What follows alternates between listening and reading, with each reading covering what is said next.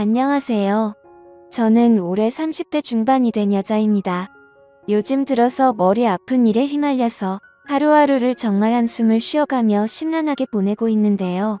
그건 바로 결혼한 남자를 사랑했던 죄밖에 없는데 저는 상간녀라 불리게 되었습니다.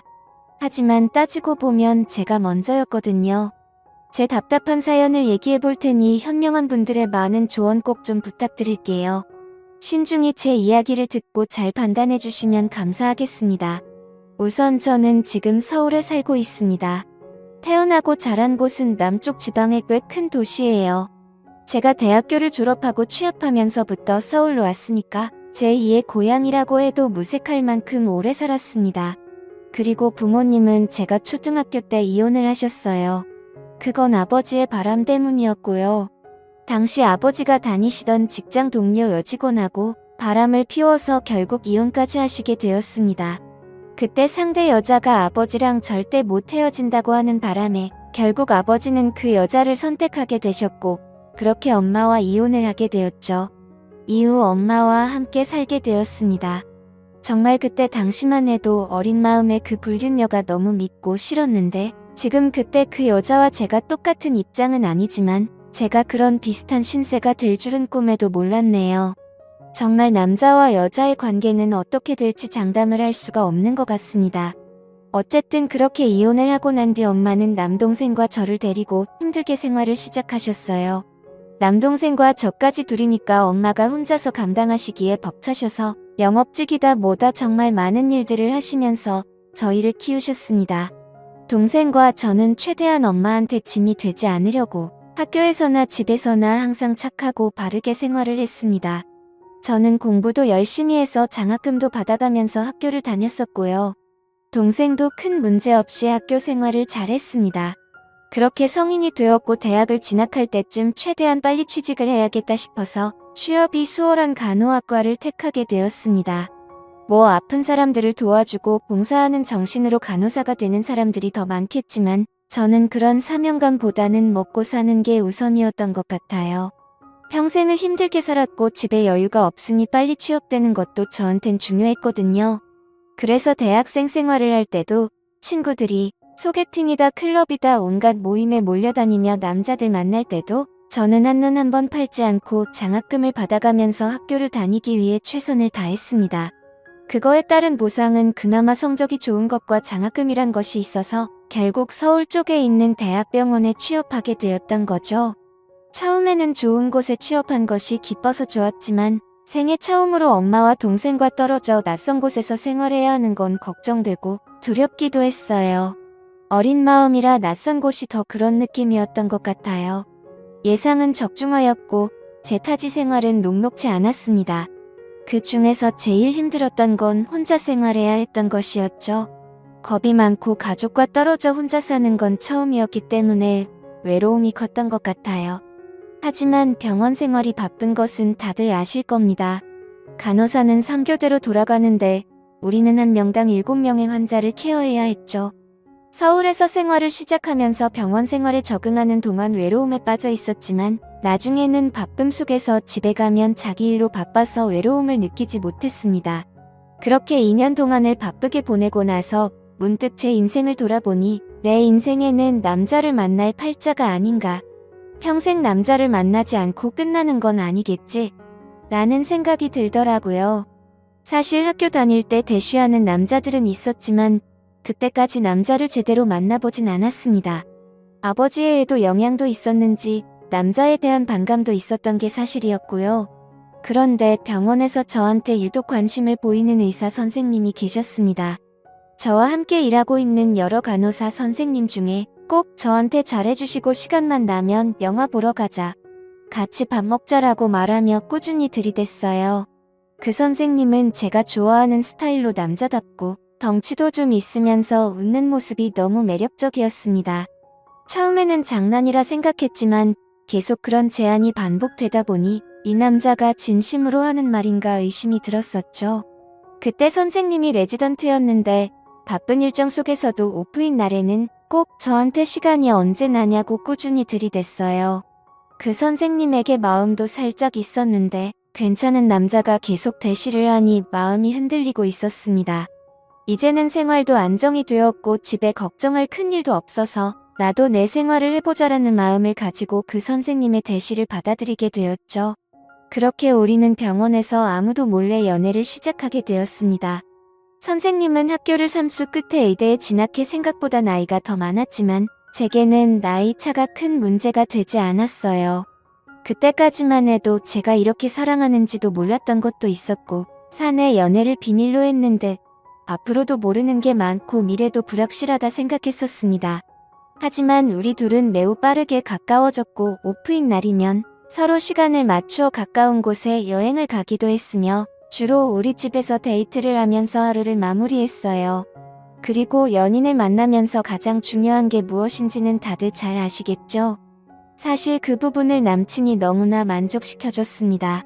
남자를 제대로 만나본 건 이 사람이 처음이었고 그 사람도 나와 처음 함께 지새운 날 너무나 감탄했어요. 자신은 여태 그런 적이 없었다며 정말 참을 수 없다고 터놓았어요. 그러나 우리는 그게 정말 잘 맞았습니다. 그렇게 함께 보내는 시간이 너무 즐겁고 좋았죠. 그 사람은 성격까지 자상하고 다정해서 나에게도 너무 잘해주었고 같이 있으면 못하는 요리 실력으로 스파게티도 만들어주며 깜짝 파티도 해주었습니다. 그는 언제나 제게 부르는 대로 달려와 주었고 나를 너무나 아끼는 모습이 느껴져서 정말 제게는 차고 넘치는 남자였죠. 뿐만 아니라 남들에게 비밀로 하고 연애를 한다는 그 자체도 스릴이 있고 뭔가 모르는 설렘이 더 크더라고요. 그때는 정말 마음이 주체가 되지 않았습니다. 하루는 둘이 병원에서 야간 근무가 걸렸던 날이었어요. 둘이 사귀기로 하고 얼마 되지도 않았는데 그 심정을 아실 거예요. 지금도 그렇지만 둘이 너무 잘 맞으면 초반에는 더 떨어져 있기가 싫더라고요. 남친을 제대로 사귄 건 처음이나 다름없었던 나였기도 했고 저를 너무 예뻐해주는 남친과 계속 붙어있고 싶었습니다. 결국 서로 눈이 맞아서 아무에게도 말하지 못할 비밀도 생기고 말았고 은근히 즐겼던 것 같네요. 그렇게 저희는 사랑을 점점 키워가게 되었고 서로의 미래까지 약속하게 되었습니다. 그때 당시에 원래 계획은 남친이 전문의를 따고 병원을 차리면 그때 결혼을 할 생각이었어요. 그런데 우리의 핑크빛 미래도 얼마 지나지 않아 산산조각이 나버리고 말았습니다. 남자친구는 자신의 가족들에게 우리의 관계를 말하게 되었고 그쪽 부모님은 우리 상황에 반대했어요. 제 가정 상황이나 제 직업이 원인은 아니었습니다. 인사도 못 듣고 당장 헤어지라고 압박을 가했던 거죠. 남자친구의 부모님은 경제적으로 안정되어 있었지만 남자친구는 그때 당시에는 혼자서 독립해 저를 지탱해 줄 수 있는 상황이 아니었어요. 게다가 남자친구는 외동 아들이었는데 정말로 난감한 상황이었죠. 그래도 남자친구는 헤어지지 않겠다며 저를 안심시켰지만 만날 때마다 마음은 언제 깨질지 모를 불안감에 가득했습니다.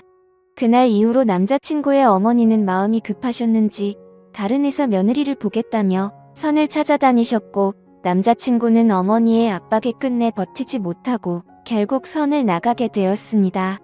그 뒤로는 말할 것도 없이 결혼이 척척 진행되었죠. 옆에서 아무것도 할 수 없는 저는 답답해서 혼자서 울기만 했습니다. 남자친구도 저를 놓칠 수 없다고 매달려왔어요. 자기 마음에는 저뿐이라고 말했지만 저 혼자서는 어떻게 할 수가 없었습니다. 정말로 사랑한다면 둘이서 모든 걸 버리고 도망가는 게 현실적으로는 쉬운 결정은 아니었어요. 결국 저는 사랑하는 남자친구가 다른 여자와 결혼하는 것을 무력하게 지켜봐야만 했습니다. 정말로 마음이 찢어지는 느낌이었죠. 남자친구는 결혼 전날까지 전화를 해와서 사랑하는 사람은 저뿐이라고 잊지 말라며 금방 이혼하고 다시 돌아올 거니까 조금만 기다려달라고 말했어요. 그 말을 듣고 눈물이 나왔습니다. 그 후 몇 달이 지난 후 남자친구가 다시 연락을 했어요. 그동안에도 가끔씩 문자를 주고받았고 자기는 정말로 저뿐이라며 다시 만나자고 했었습니다. 많은 고민 끝에 마음을 주체할 수 없어서 다시 만남에 응했어요. 그런데 그게 옳은 선택이었을까요? 현재에는 후회는 없지만 결과적으로는 남의 가정을 깬 나쁜 여자가 되어버리는 기분이었습니다. 하지만 우리는 서로가 너무 사랑했기에 그 이후로도 우리는 몰래 만나게 되었죠. 잠시만이라고 했지만 그 기간은 점점 길어졌고 그 사이 남자친구는 전문의 자격을 취득하여 본가와 처가의 도움을 받아 개업하게 되었습니다. 그러나 우리는 몰래 만나서 서로를 잊을 수 없어서 남자친구가 저를 자신의 병원에서 간호사로 고용하게 되었죠. 만약에 그때까지만 끝났더라면 이렇게까지 문제가 되지 않았을지도 모르겠지만 그 시기에 서로에게 정신이 나가 있었던 것 같습니다. 남자친구가 원장으로 있는 병원의 간호사로 입사하면서 우리는 다른 간호사들의 시선을 피해 언제든 마음대로 만날 수 있었죠. 집에서 혼자 지내고 있는 아내보다는 오히려 병원에서 저와 더 많이 만나고 있다고 생각하니 제 자신이 진짜 아내가 된 것 같은 착각이 들 정도였습니다. 그러던 중 하늘이 무너지는 소식을 전해주더군요. 자신의 아내가 임신을 하게 되었다고 말하는데 저도 어떻게 해야 하는 건지 도저히 머리가 멍해지더라고요. 그렇게 며칠 동안은 어색한 분위기가 흘렀습니다. 그리고 그 여자가 임신을 하고 난 뒤부터는 병원에 갑작스럽게 찾아오는 날이 늘어나기 시작했고 그때부터는 조심해야 했을지도 모르겠네요. 하지만 우리는 방심한 순간에 문제가 생기게 되었습니다. 동료 간호사들이 식사를 하러 나간 점심시간에 우리는 원장실에서 꼭 붙어 있었는데 그때 순간적으로 원장님의 아내가 갑자기 찾아와서 문을 벌컥 열어서 우리 사이를 들켜버리고 말았던 거죠. 그 순간 난장판이 벌어지기 시작했고 결국 원장의 가족까지 이 모든 사건을 알게 되었습니다. 이혼을 한 해 만에 큰 문제가 생기게 되었던 거죠. 저는 아내 쪽에서 손해배상 청구와 상간녀로 고소당한 상태이고 이런 상황에 처하게 되어 정말 당황스럽고 힘들어졌습니다. 그러나 저는 남자친구와 그 여자보다 먼저였다고 생각하고 싶어요. 저는 상간녀가 아니라고 주장하고 싶습니다. 왜 나만 나쁜 여자로 몰리는 거죠? 그리고 원장의 부모님도 정말 원망스러울 따름입니다. 서로가 사랑을 할 때 그냥 받아주셨다면 이런 문제가 생기지 않았을 텐데 싶은 마음에서요. 지금은 남자친구의 결정을 기다리고 있습니다. 아내에겐 태어나지 않은 아이와 든든한 가족이 있지만 저는 남자친구의 진심 어린 사랑을 받고 있기 때문에 기다리고 있어요. 그는 자신도 이 사태가 정리될 때까지 마음을 숨기지 않겠다고 말해 주었어요. 정말 답답한 상황에서 이렇게 사연을 나누어 보고 싶었습니다. 저는 정말로 나쁜 여자로 여겨져야 하는 걸까요? 저는 그 남자와 먼저 사랑을 시작했는데 왜 이렇게 억울한지 이해가 가지 않습니다. 사랑이 죄라면 죄라고 말하고 싶어요. 부디 현명한 조언 부탁드립니다. 오늘의 사연은 여기까지입니다. 여러분들의 생각은 어떠신가요? 사연 들어주셔서 감사합니다.